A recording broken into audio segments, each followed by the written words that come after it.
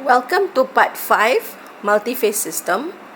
So in this part 5, we'll look into how to calculate dew point temperature and also dew point pressure for a system which have multiple components. Okay? So dew point temperature is when we have gas and liquid, we have gas-liquid equilibrium where we have gas phase to be changed into liquid phase. Okay. Dew point temperature is the temperature where the first drop of liquid forms when we cool the system at constant P. This can be represented by this figure where we have this, let's say we have our gas system which contains component A, B, C and multiple component. So we cool this gas at constant P. We do not change P, but we just reduce the temperature. It's quite similar. It is actually quite similar to single condensable concept that we learned before. So from T1, we shift into T2 until it falls on the saturation line here. So this will be our dew point temperature. But remember, this is not a single condensable, but this is multiple component system. Right, so the calculation to find our dew point temperature is slightly different from the single condensable component that we have before. So to find T dew point temperature, so we have to use this equation. Okay, this equation. Okay, this equation is actually comes from this equation. Mass fraction of a liquid component, yeah. So this equation is actually XA, this is XB, this is XC equals 1, yeah. Initially was equals 1, but when we want to find this, so we have to make this calculation like this. So we have to try and error to find what is the suitable T that will make our left hand side equals to our right hand side.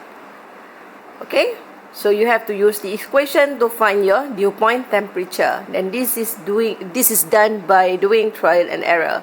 So you have to guess your TDP. You have to put one value of T, check whether you can get 0. If it's not, so you have to do it again by putting another T and check whether you get it 0 here, because your left hand side must equal to your right hand side. Okay, to find dew point temperature, let's say we have multiple components. In this case, I just have A and B and C. So this is what I come up with this equation, but you have other components, you have to write out other components. However, this equation only applies for condensable compound only. You have to remove the non-condensable compound. Let's say if you have nitrogen here, so you have to remove it because it's not condensable in this, let's say in this system pressure and temperature, it does not condensable. It's not going to condense. Anything that not condensable in your system, you have to exclude. So this equation to find TDP only use the component that will condensate if we reduce the temperature.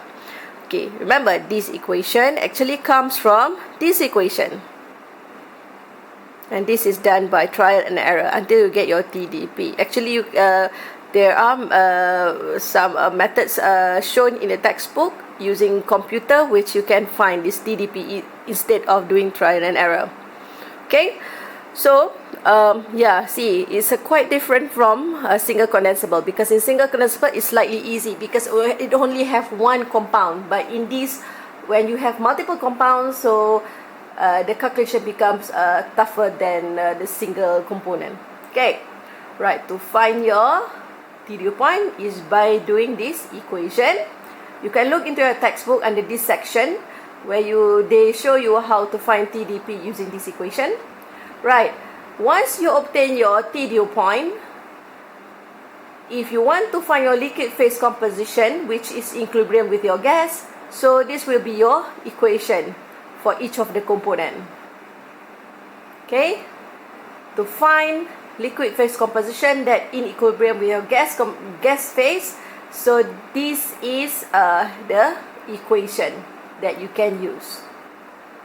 You can refer to textbook under this section for example of finding dew point temperature. So now let's move to how to find dew point pressure. Okay, now let's look how are you going to find dew point pressure. Okay, dew point pressure is a pressure where the first drop of liquid forms when we compress the system at constant T. Sorry, this is double S, yeah? Compress the system at constant T. Compress means we increase pressure. We increase pressure. When we increase pressure of a superheated system, we increase this pressure so we can force it to become liquid at constant T, right? So look at this figure. So what happened is we have a gas mixture and we increase pressure until it falls on the saturation line here. So this with the P2 here, from P1 it becomes P2 here. So when this P2 falls on the saturation line between liquid and gas, this is where the dew point pressure. Remember, dew point is from gas to liquid. Okay? In order to find dew point pressure is easy because this system definitely we know the temperature. So to find dew point pressure, you have to use this equation.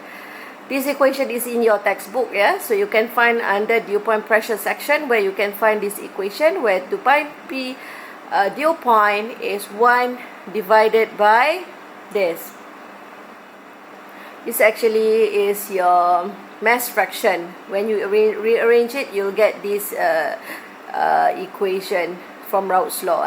So this is this equation. So you'll find because definitely to find PDP, you know your Y, your composition, your gas composition, and you'll know your temperature. So to find this information is easy. So 1 over this information, then you'll get your pressure dew point. To find pressure is always easy. However, to find temperature is difficult because you have to do trial and error. But to find pressure, normally you do not need to do trial and error. This equation applies only for the condensable component in that system only. Similar to dew point temperature, this calculation only applies for the single. Only applies for the component that condensate only. Okay. So in my example just now, my A, B, and C are condensable, so they can be used to find this pressure dew point. Okay, once you obtain your dew point pressure, you need to find your liquid composition. So it's not difficult because you just apply this equation for each of the component.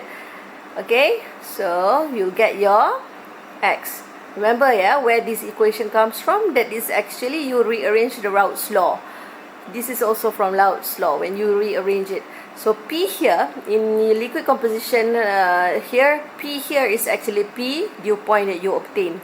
Okay, so you put your P dew point here and you get your liquid composition.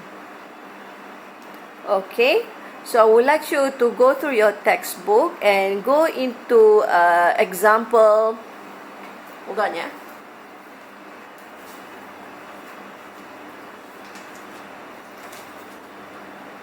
So I want you to go through example 6.4-3 in your textbook. Again, example 6.4-3 in your textbook. The title of example is Bubble and Dew Point Calculation. I want you to go through that example to see how they solve problems, related to bubble and dew point calculation. Okay? So I'll see you in the next part. Until then, bye bye.